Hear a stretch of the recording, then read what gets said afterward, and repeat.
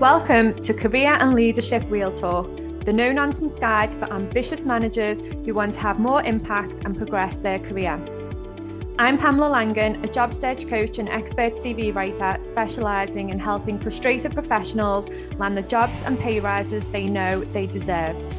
And I'm Jackie Jagger, a leadership and mindset coach specialising in helping newly promoted and new to role leaders to avoid the dickhead trap and lead with confidence.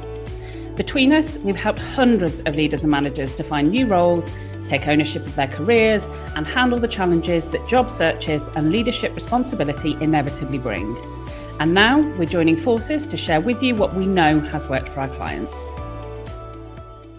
Hello, and welcome to this week's episode.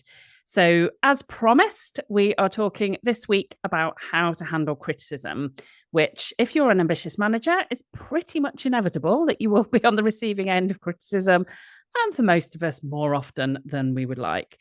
So, Pam, I know this has come up, hasn't it, for you with some of your clients when you've been having those conversations about career and job search and what have you. The impact of criticism can stay with people for quite a while.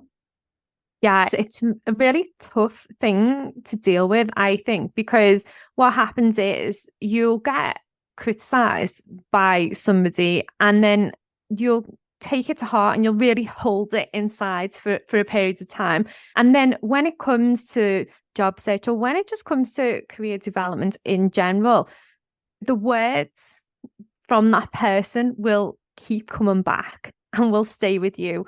And sometimes it can really sting and stop you from moving forward. And I see this so much when I'm preparing clients for interview, because I'll question them around certain areas and then they'll start justifying certain things to me, and then they'll start recalling different conversations and various bits of criticism that they've received. And a lot of people find it really difficult to move past criticism. And I think when we did the episode around feedback and we encourage people to ask for feedback, I think what we need to always remember is that, hardly anybody knows how to give feedback properly. They just don't do these. A lot of the time that feedback comes back as criticism. So you're asking for it because you want to develop, but then criticism comes back and you don't know how to deal with it. And I think that's where I was thinking we probably need to talk through how to handle criticism and what to do with it to help you progress rather than sitting on it and worrying about it. And I think the key thing for me is, why does criticism sting so much? So it's a really interesting one, because I recognize that for a lot of what you're talking about for my clients is definitely true. There are people who get the promotion that they've been after, they are going into a new role and they are bricking it that what is going to happen is that these things are going to resurface that they've had criticism for previously. And I think a fundamental level can really contribute to imposter syndrome and people's experience of that. It can undermine people's confidence. It can make them doubt themselves unnecessarily. In terms of where it comes from and why it stings, the fundamental thing that I always talk to clients about is, when you understand the brain impact of criticism, then it makes sense as to why it stings. So we are wired as a human race for connection, and in evolutionary terms, and this is true more so for women than it is for men, but it is true generally, we were reliant on a kind of a tribe, a community for safety and security. So anything where we felt that we were at risk of not being in the in crowd, if you like, not being part of the gang, in evolutionary terms, if we then had to survive and exist on our own outside of that community, then that was dangerous. There was safety in being a part of a group. And our brains have evolved and changed and developed in the intervening time, but still at a fundamental level, anything where we feel judged or blamed or criticised is going to sting, because what that does is puts us on the outside of that person. We feel like we have to fit in, we have to belong. We've got a natural drive to try and do that. And criticism or blame or judgment makes us feel that we're not achieving that. It cuts us off from that sense of connection and that sense of agreement with other people. So when we feel criticized, that's why it stings, because we are wired that way. And we can't change that. And what it does then is it activates the threat response, the natural evolutionary threat response that we have within our brain. So the same threat response that the fight, flight, freeze that people will be familiar with, essentially that's the same thing that gets activated, even though it's not a real danger, even though it's not like a car skidding towards you. From the brain's perspective, it's still that same threat response that is activated when we're on the receiving end of criticism. And that's why it's so painful. Oh, do you know what? That really does help understand where that comes from, because it's so horrible, isn't it? When somebody hits you with that criticism, it's so hard not to take it personally. And I know, like myself, like early in my career, like criticism could have possibly derailed my career. Do you know, I used to take it really personally. I would feel judged. I would feel horrible. And as time went on, I learned that it was about listening to that criticism and just working out, is there anything in this? Are there any nuggets that I can take away, that I can use to make me better at my job, to make me better as a person, better at handling things, whatever it was. I was always looking for those nuggets. And I did find, I don't know what your view on this is, but sometimes there were some real good nuggets. And so when I trained my brain to look for the lesson or the nugget in every bit of criticism that I received, I would start to do that. Even if I did still take it a little bit personally at first, I think you always do, don't you? But then if you can switch it and go, okay, where's the lesson? What's the lesson? But sometimes there isn't always a lesson or a nugget. Some people are just plain horrible. Sometimes you do have to, I don't know, what would you say the best way to figure out, is this person just being horrible, or is there something I can learn from this? I think it's a really useful question for people to ask themselves. And you're absolutely right. Learning how to handle criticism is a really valuable skill, because if you can detach yourself from the emotional sting and that threat response, manage your emotional response rather than react to it, and not hold it rent-free in your head for years to come if it's not relevant, then what you allow yourself to do is to create the opportunity to take the learning and to take the development and to be able to use the useful stuff while not letting the stuff that isn't useful clog. And that's the bit that I often talked about earlier. Years later, I'm helping clients unpick whereas some of these fears and doubts come from. Well, often it's come from criticism from way before. So if you develop that skill of being able to understand and notice what's useful and what's helpful for your own development, and to detach from the other stuff, then it's incredibly valuable as a skill to drive your own development, to drive your career, but also to maintain your own sanity. Because otherwise, over the course of your career, you get all these different ones that add up. And often you can get them, can't you, that conflict. So you'll get one person will say one thing and one person will say something else. And I see that when people try and correct on the basis of criticism, as opposed to genuine, useful feedback, it's almost the fear of that discomfort, the fear of being on the receiving end of that same criticism again, means that people over adjust and they will go to the opposite, and then they'll get criticized for that. And so there's then this kind of, now I'm stuck because I can't do that and I can't do that. So speaking up in meetings is an example that came up for a client of mine. And it's that aspect of, if you've been criticized for speaking up too much, then there's a tendency to self-silence because you don't want to speak up too much. But if you've been criticized for not speaking up enough, then you feel that you've got to make more contribution. And either way, doing the opposite doesn't often feel authentic and true to you if you're just trying to do it to avoid getting the criticism. Whereas if you go down a layer and understand what's going on underneath, that's where you can start to get those golden nuggets that you were talking about. So digging and delving and taking it from the emotional to the logical is where I always encourage people to start, and asking that question in the speaking up in meetings example. Okay, who said that? Did you ask them for that advice? How do you perceive them? How do other people perceive them? Is that someone whose advice and guidance you trust? Was it given with the intent of helping? And then, okay, if it's come across as criticism, but it was delivered as if it was feedback, okay, so what can I take from this? So if I take the speaking up in meetings, it could be, for example, that somebody could have said, you should speak up more. And that could be either because they're a speak louder, talk longer kind of person, and they think people should be forceful and be assertive. Or it could be, every time you say something, I think that's really valuable and you really make me think. So I want to hear more contribution. And unless you dig under the skin of that piece of criticism, you run the risk of just trying to talk more without really knowing what was the intention behind it. What was that reason that person holds that view?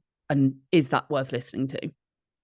Yeah, that's such a good point, because I was just thinking then as you were talking, we probably take criticism harder where we feel insecure about things, don't we? So it's hard, isn't it? Because you've already got this underlying insecurity. You're already thinking something negatively about yourself, and then somebody confirms it. And it's, wow, that's just made it true. That's just brought it to life. I must be bad in that area. So it's right there what you're saying. It's about looking into it in more detail and maybe even asking some questions around where that's come from and what they think of specific elements of something that you're doing. Because I think, like you've just said there, getting under the skin of it can highlight, actually, I think you're really good at what you're doing, but I just want you to do more of it. But that message was just delivered in the wrong way. So I go away thinking I'm the worst in meetings, when actually you think I'm great and I need to do more of it. But because of the way you delivered that feedback or that criticism, I've taken it personally because it totally hit on one of my biggest insecurities. So it's hard, isn't it, to think about breaking it down and using it as a way of developing. And I suppose listening to this, if you've never thought of that way of thinking about criticism or feedback, then you can start from today breaking it down, and rather than reacting to things, you can take a little bit of time to think, and maybe you need to go back and speak to that person later on when you've let it settle in your mind and you've had a chance to think about it. What would your advice be around that? That piece of let it settle before is a great piece of advice. As you were talking, I was thinking about a time when I was criticised, when relatively early in my career. I've always prided myself on my views around and drive towards customer service. So customer experience has always been important to me. And my manager criticised me for a customer complaint. And I was absolutely adamant that I was in the right, because from a process perspective, I had done what was needed to be done. I'd followed the process. So to me, I was in the right, and I was stung by this criticism that you weren't customer focused. And his point to me was, yes, you followed the process, but you also have to recognize that your job is to make sure that every customer leaves wanting to come back, and you failed. And that was, ouch, as that message was delivered. I don't think he was quite as harsh as, and you failed. It was pointing out to me, when we reflected, that the approach that I took to following the process could have been different. So then the question didn't become, was I right or wrong? The question became, how can I follow the process and leave the customer leaving with a positive impression? Or how can I minimize the chance that the customer feels so frustrated that they've gone and made a customer complaint? And so while that stung, because it was against my values. I prided myself on delivering great service. So then it stung because it felt like someone was telling me that I'd got that wrong. But this is important to me. I know I do it well. I believe I do it well. So I think there's that element where you believe one thing and then somebody gives you a piece of criticism that their perception is different. And that's hard, particularly when it's something that matters or something that's important to you. And giving yourself that time to reframe and to consider is so important, because that's when you can move away from the emotional brain reaction and engage your logical brain. That's the bit that can really make the difference, is when instead of it just being an emotional memory of the sting of criticism, it becomes a learning point. Yeah, that's brilliant. I think we've probably covered quite a bit there on what to do if you feel like you've been criticised. Let's finish by summarising what those steps are when you get criticised or when you feel like you're being criticised, because I suppose sometimes people might not mean to criticise, but we feel attacked. So what can people do when they are criticised or when they feel criticised? So I think the first thing is to recognize and acknowledge how it feels, and to create the pause rather than reacting in the moment. So don't chuck out that piece of criticism and assume it's just rude and got no basis to it. Be willing to explore and understand what's driven it. What could I learn from this, if anything? Sometimes you will, sometimes you won't. And engage that rational brain. And if that isn't possible straight away, don't beat yourself up about it. I think sometimes people get upset or frustrated that criticism has stung and they feel like they should have had some great retort or they should have handled it immediately. But often the best response is exactly that. It's a response and not a reaction. And that needs a bit of time and space and distance. So that point that you made about reflecting and taking some time away rather than reacting immediately is so key. And then there's that piece of looking at the layers, of asking yourself the questions: what's behind this? What's the intent behind it? What might that person mean? What could I learn from this? And maybe that question of, has this struck a chord because of something I believe about myself, and what this is telling me is other people don't perceive it, in which case, how can I make sure that I start to create that perception, and what do I need to do differently to create the perception that I want to create? Yeah, that is brilliant. I think you just summed it up perfectly. So thanks for listening this week. And if there's anybody that you think would benefit from listening to this episode or any of the other podcast episodes, then please do share it with them. And don't forget to rate and review us on your favourite podcast platforms. And we'll be back next week with another episode for you. Exciting news from us. If you're an ambitious leader or manager earning 50k or more and you're ready to take your career to the next level, we have an opportunity for you. Introducing Catalyst Career Club, your secret weapon for unlocking career success. As a member, you'll get access to monthly live training sessions, exclusive job opportunities, and the ability to get personalised advice from us on your toughest career challenges. We've helped thousands of driven leaders like you secure significant pay rises, land dream roles, and thrive in their careers. And now we want to support you in achieving your most ambitious career goals too. Membership is just $6.99 per month with no contract or tie-in. And as a special bonus for being our podcast listeners, you can use the code podcast at checkout to get your first month for just £1. Head over to pamelalangan.com/Catalyst Career Club to sign up now, and we'll see you inside.